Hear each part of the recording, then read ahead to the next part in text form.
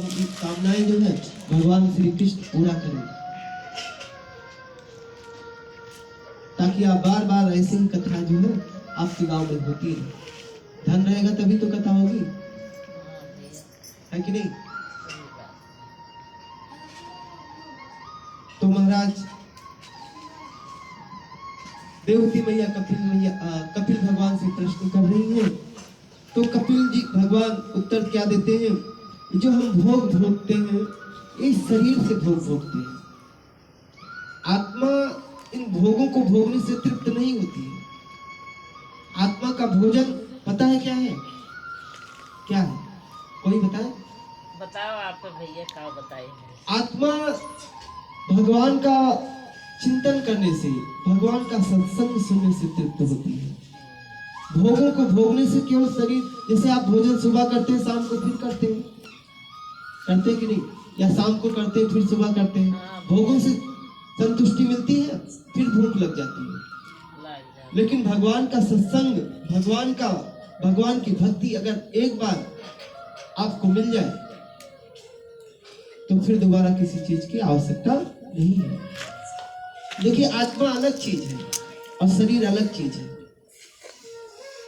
वासांस जीर्णानि यथा विहाय नरोपणानि ग्रहणानि अन्यानि संयाति नवानि देहि।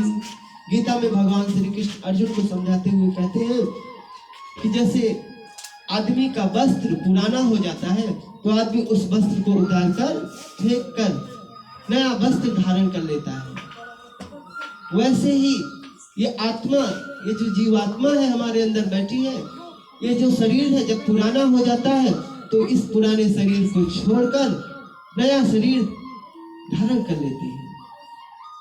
इसलिए इस शरीर का मरने और जन्म लेने का शोक नहीं करना चाहिए। हमारे और आपके पता नहीं कितने जन्म हो चुके हैं।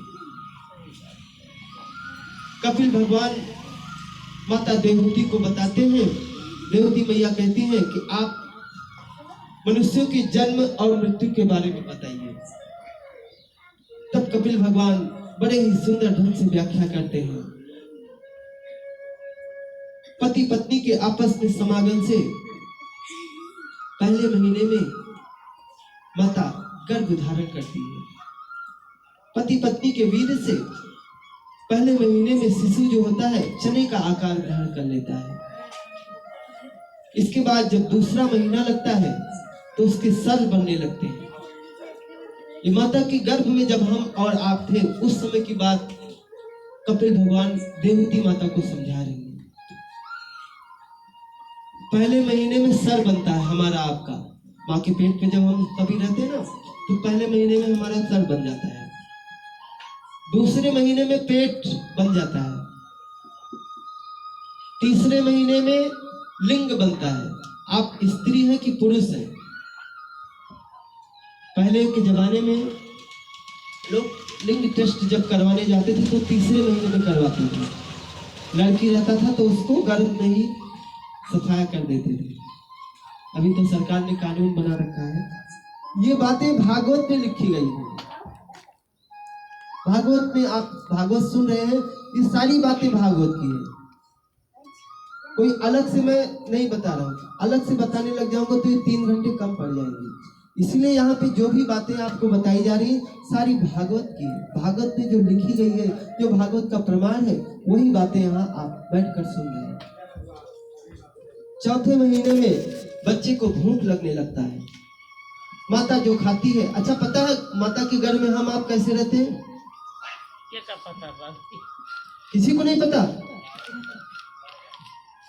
माता के गर्भ में दादाजी हम और आप उल्टे लटके रहते हैं। उल्टे मतलब सर नीचे पैर ऊपर। जो बच्चेदानी होती है ना माता के गर्भ में, उसी में ऐसे कसे रहते हैं, न हिल सकते न डोल सकते, उसी में ऐसे उल्टा लटके रहते हैं। 9 महीना तक ऐसे ही लटके रहते हैं। चौथे महीने में बच्चे को भूख लगती है, बच्चा चिल्लाता है। माता जो कुछ खाती है वो उसके पेट में जाता है। कभी कभी माता तीखा मिर्चा खा लेती है तो मिर्चा बच्चे को, बड़ा बच्चा है, छोटा सा बच्चा है 4 महीने का, वो तीखा सोचो खाएगा तो कैसा लगेगा। हम आप बर्दाश्त कर लेंगे लेकिन वो बच्चा नहीं बर्दाश्त कर पाता और चिल्लाता है बड़े जोर से। बगल में कीटाणु लोग, कीड़े लोग उसको काटते रहते हैं तो चिल्लाता रहता है प्रभु प्रभु, रोता रहता है। कभी कभी मल मूत्र भी बच्चा जो है पी लेता है, गंदा चीज उसके मुंह में जाता रहता है, बड़ा परेशान होता है। कैसे कैसे करके 4था महीना बीतता है, 5वां महीना में वो बेहोश हो जाता है, बेहोश रहता है। 6ठे महीने में भगवान को दया आ जाती है और उसको भैया इनका घरे पहुंचा दिए। याददाश्त दिला देते हैं कि वो तुम अगले जन्म में क्या थे, वो सब उसको याद आ जाता है। उस बच्चे को 6ठवें महीने में सब वृत्तांत याद आ जाता है। आपको याद है अपना पूर्व जन्म कैसा था? अगले जन्म में आप क्या थे? भाई थे तो ना। वो तो रहा है ये भैया, कुछ न कुछ में नहीं तब मनुष्य तन पावा। तो ये बातें भगवान आपको कब याद दिलाते हैं? माता के गर्भ में 6ठे महीने में।